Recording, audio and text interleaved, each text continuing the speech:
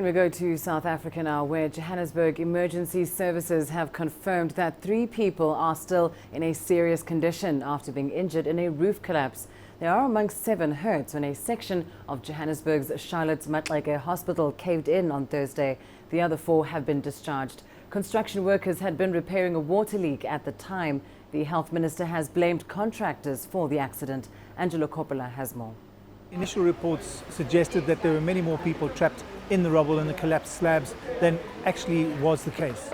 The hospital was immediately evacuated, while emergency teams from around Johannesburg converged on the hospital, making their way to the site of the collapse. Staff and emergency workers began digging through the rubble, occasionally stopping to call out, hoping to hear voices.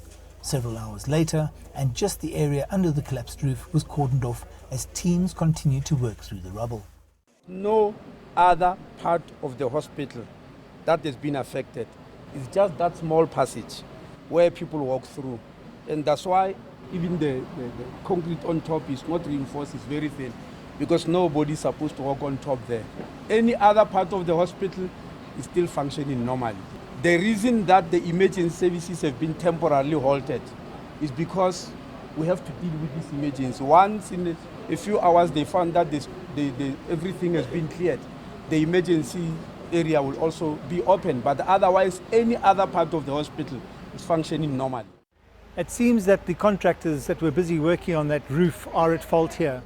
They need to be held accountable for the way in which they approach the work, because certainly they could have taken measures to make sure that what we're sitting with did not happen.